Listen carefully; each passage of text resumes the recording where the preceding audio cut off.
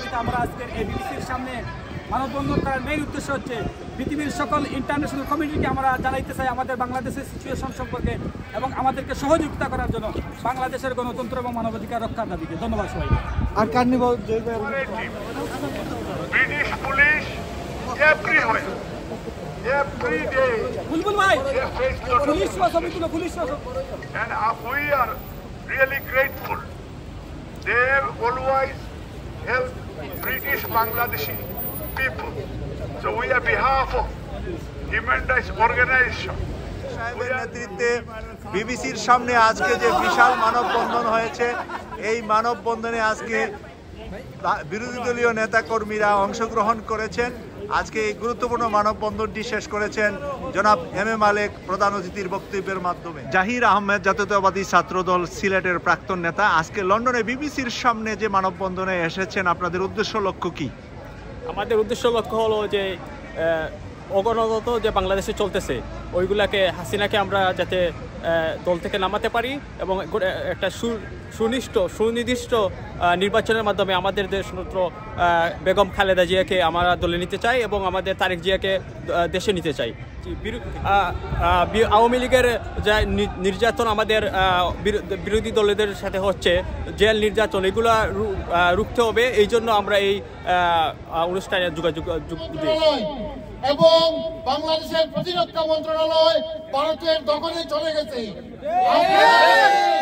বাংলাদেশকে যদি উদ্ধার করতে হয়, বাংলাদেশের প্রতিটি নাগরিকের জেগে উঠতে হবে, প্রতিটি নাগরিককে আপনারা জাগ্রত করতে হবে এবং আপনারা প্রত্যেকে একসাথে আন্দোলন করে এই স্বৈরাচারকে হটাতে হবে, তবেই আমাদের স্বাধীনতা এবং সার্বভৌমত্ব রক্ষা হবে।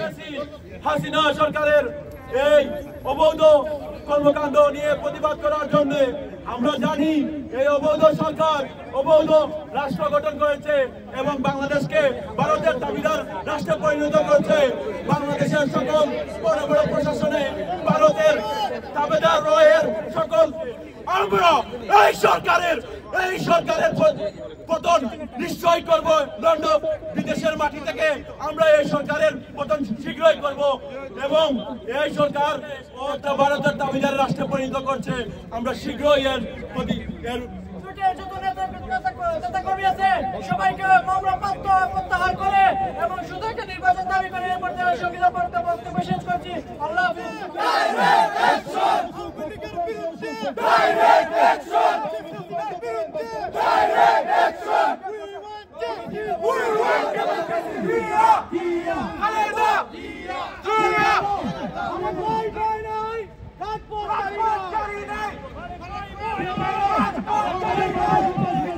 মোদির সামনে লাল পানি পান করছেন,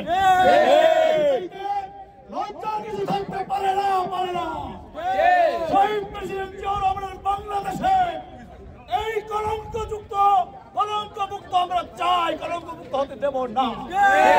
এবারের সংগ্রাম শেখ হাসিনাকে বিদায় দেওয়ার সংগ্রাম। ভয় পাচ্ছেন? আমাদের নেতা বলেছেন, তুমি যদি ভয় পাও তুমি শেষ, তুমি রুখে দাও তুমি বাংলাদেশ। প্রাক্তন ছাত্র শিবির নেতা, আজকে বিবিসির সামনে মানবাধিকার সংগঠন জাস্টিস ফর ভিকটিমের আয়োজনে এই সমাবেশে কেন আপনি এসেছেন? আজকে আমরা এখানে উপস্থিত হয়েছি, বাংলাদেশে আমাদের স্বাধীনতা নেই, বাংলাদেশে গণতন্ত্র নেই। এই অবৈধ আওয়ামী লীগ সরকার আমাদের শীর্ষ নেতৃবৃন্দদেরকে অন্যায়ভাবে ফাঁসি দিয়েছে। আমি বলতে চাই এই তাদের বিচারের ব্যবস্থা এই সরকারের পতনের পর হবে। ধন্যবাদ। বাংলাদেশে গণতন্ত্র আসবে, আমাদের এই আন্দোলন আমরা চলমান রাখবো। আমরা এই অবৈধ ফ্যাসিস্ট হাসিনার পতন না হওয়া পর্যন্ত আমরা আমাদের আন্দোলন চালিয়ে যাব।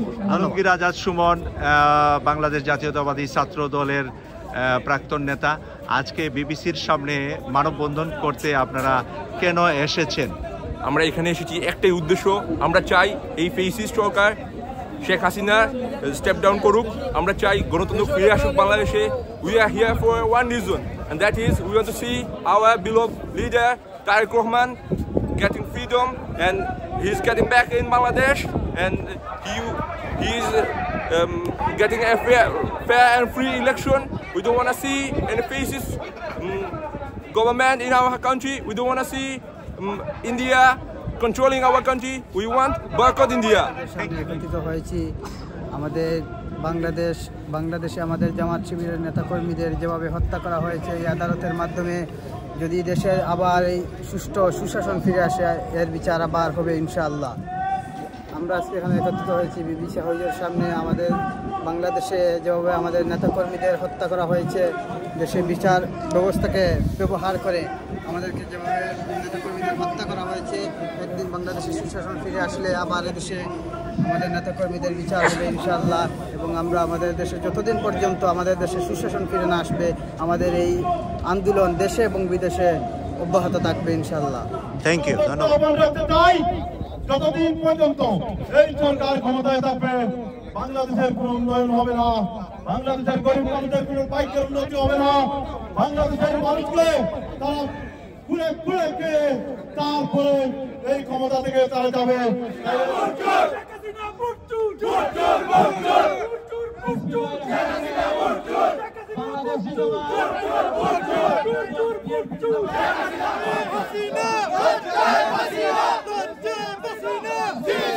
Hasina!